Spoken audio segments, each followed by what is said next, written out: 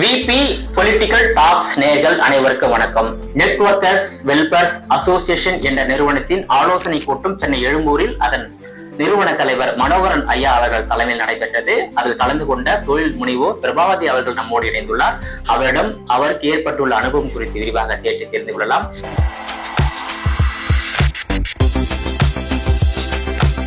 Madam வணக்கம். வணக்கம் sir. நீங்க இந்த எம்எல்எம்ல எவ்வளவு நாளா பயணம் செய்யறீங்க? அந்த நெட்வொர்க்கர்ஸ் வெல்ஃபேர் அசோசியேஷனோட உங்களுக்கு ஏற்பட்ட அனுபவத்தை சொல்லுங்க. என்னோட பேர் வந்து பிரபாவதி. நான் ஒரு 4 டிகிரி முடிச்சிருக்கேன். ஒரு காலேஜ்ல வந்து ப்ரொஃபஸரா இருக்கேன். நான் வந்து ஒரு 6 வருடமா நெட்வொர்க் வந்து ப்ராடக்ட் பேஸ் பண்ணிட்டு இருக்கேன். அப்படி பண்ணிட்டு இருக்கும்போது எனக்கு வந்து நெட்வொர்க் வெல்ஃபேர் அசோசியேஷன் அப்படிங்கிற ஒரு அமைப்பு இயக்கம் இருக்கு அப்படிங்கிறது தெரிய வந்தது.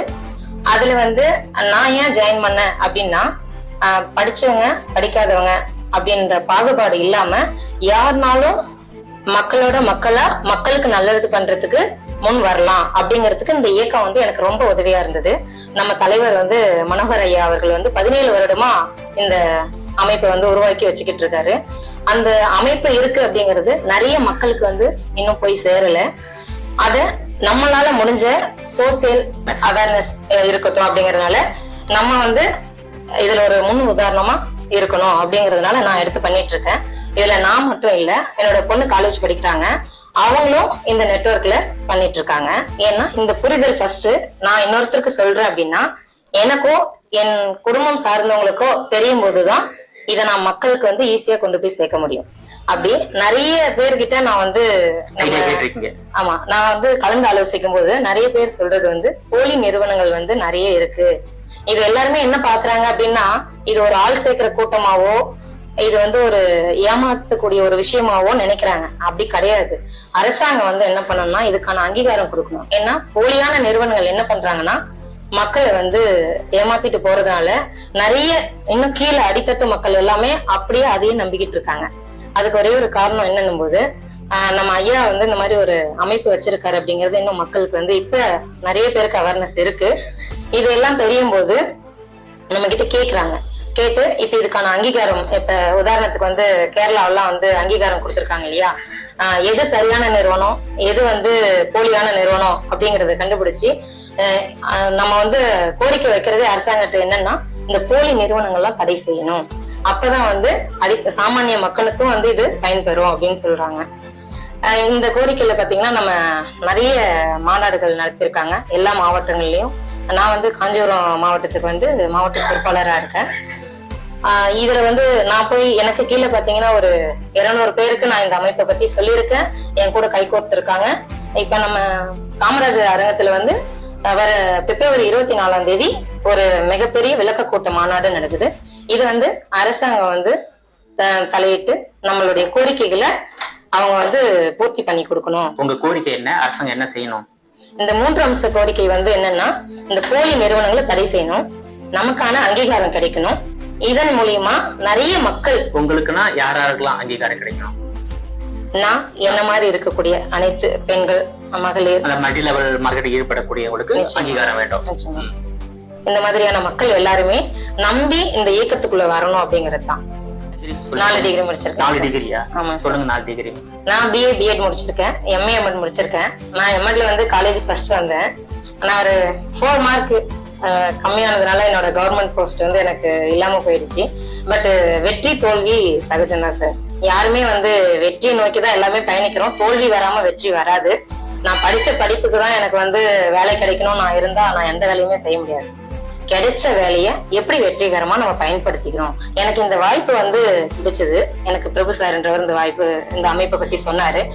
அதை நான் பயன்படுத்தி எனக்கு கீழே உள்ள மக்களுக்கு இது வந்து புரிய வைக்கணும். இந்த அமைப்புல வந்து அவங்களையும் கொண்டு வரணும். இந்த அமைப்பு மூலியமா நிறைய நல்ல விஷயங்கள் ஐயா பண்ணிக்கிட்டு இருக்காரு தலைவர். அதுல வந்து எல்லாருக்கும் இந்த உதவி கிடைக்கணும் அப்படிங்கறத என்னோட நோக்கம் ஐயா. சரி, உங்களுக்கு வந்து இந்த நெட்வொர்க்கர்ஸ் அசோசியேஷன் வெல்ஃபேர் இந்தியாவுக்கு உங்களுக்கு என்ன உதவி பண்ணிருக்காங்க இதுவரையில பாத்தீங்கன்னா நிறைய விஷயங்கள் நம்ம எப்படி மக்கள் கிட்ட அணுகணும் அப்படிங்கிற அந்த அமைப்பை சொல்லி கொடுத்திருக்காங்க.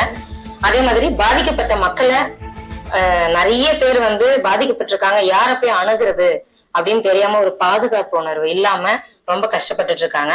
என்னுடைய நான் என்ன பண்ணிட்டு இருக்கேன்னா, இந்த மாதிரி ஒரு அமைப்பு மனோகர் ஐயா இருக்காங்க, நமக்கான சங்கம் ஒண்ணு அமைப்பு இருக்கு, அந்த அமைப்புக்குள்ள வாங்க, உங்களுடைய கோரிக்கைகளை சொல்லுங்க, அவங்க வந்து உங்களுக்கு நிறைவேற்றி கொடுப்பாங்க அப்படின்னு சொல்லி நான் சொல்லிட்டு இருக்கேங்க. நீங்க என்ன தொழில் செய்யறீங்க?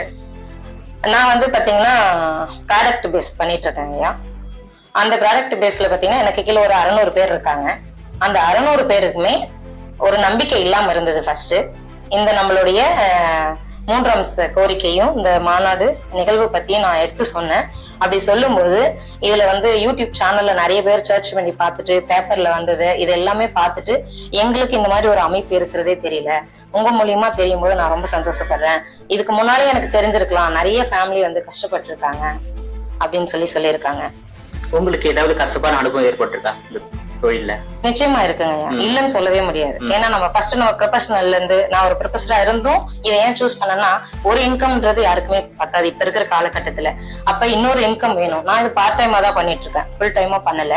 அப்படி பண்ணும்போது எடுத்த உடனே ஆள் சேர்க்கிற வேலையான்றாங்க, அதுவே ஃபர்ஸ்ட் தப்பு. மக்கள் மனசுல அந்த மாதிரி பதிஞ்சிருக்கு. இப்போ ஒரு காலேஜ் இருக்கு, ஒரு ஸ்கூல் இருக்குன்னா அங்க அட்மிஷன் போடாம ஸ்டூடெண்ட் வரமாட்டாங்க. அப்ப அதுக்கு பேர் என்ன சார்? அதுவும் ஆள் சேர்க்கறது தான். இது ஆள் சேர்க்கறது கிடையாது, உங்களுக்கான அங்கீகாரம் இருக்கு, அதை பயன்படுத்திக்கங்கன்னு சொல்றோம்.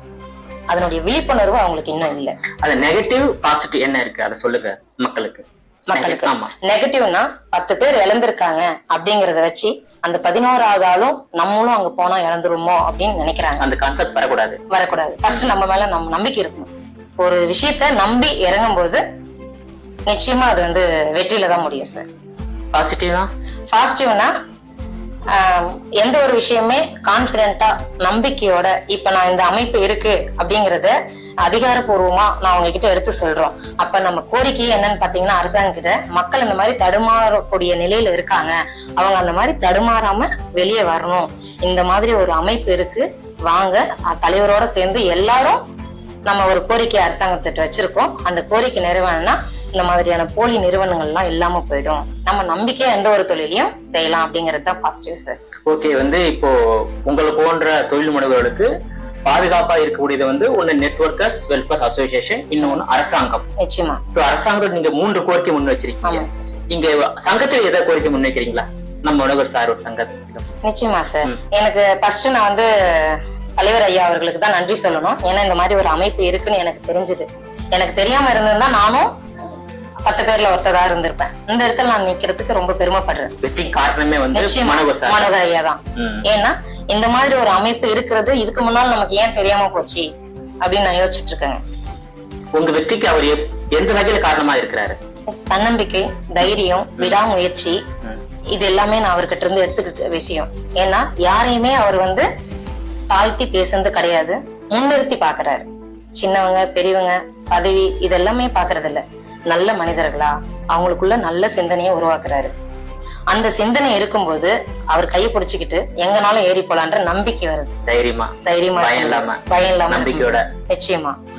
உங்களோட எதிர்கால திட்டம் என்ன இருக்கு அடுத்த கட்டமா? அவர் என்ன சொல்றாரோ அந்த வழியில நாங்க செயல்படுறோம். உங்களுக்குன்னு ஐடியா இருக்குல்ல? நிச்சயமா சார். ஐடியா நீங்க அவரு சொன்ன பிறகு அது ஆலோசனை சொல்லுவாரு. உங்களுடைய ஐடியா, ஆம்பிஷன், ஃபியூச்சர் என்ன? அதான் சார், என்னன்னா நம்ம எல்லாருமே தடுமாறிக்கிட்டு இருக்கிற விஷயம் என்ன அப்படின்னு பார்த்தா, ஒரு சில விஷயங்கள் நல்லது கெட்டது ரெண்டுமே கலந்துதான் மனித வாழ்க்கையில இருக்கும். நம்ம என்ன பண்றோம், ஏதோ ஒரு நிறுவனம் ஏமாத்திருச்சு அப்படின்றதுக்காக அதையே புடிச்சிட்டு அது பின்னாலேயே போய்கிட்டு இருக்கோம். அதை விட்டுட்டு அதை கடந்து, கல்லு முள்ளு பாதை எல்லாமே இருக்கும் நம்ம பாதையில, அதெல்லாம் கடந்து வந்தாதான் சந்தோஷமான ஒரு விஷயம் இருக்கும். அப்படி இந்த நம்ம 24ஆம் தேதி நடக்கக்கூடிய அந்த மிக பெரும் விளக்க கூட்டத்துல ஐயா தலைமையில இந்த அரசாங்கம் தலையிட்டு நம்மளுடைய கோரிக்கைகளை நிறைவேற்றிட்டாங்கன்னா நிச்சயமா எல்லாருக்குமான நல்ல விஷயங்கள் நடக்கும் சார். அதாவது நிறுவனங்களும் தமிழ்நாட்டில் இருக்கக்கூடாது, அதனால மக்கள் பாதிக்கப்படக்கூடாது. உண்மையான நிறுவனம் இருக்க வேண்டும், உங்களை போல உண்மையான ஒரு தொழிலாளி இருக்க வேண்டும், மக்கள் பயனடைவாங்க. நிச்சயமா. உங்களோட விரிவான தகவலுக்கு ரொம்ப நன்றி. நன்றிங்க.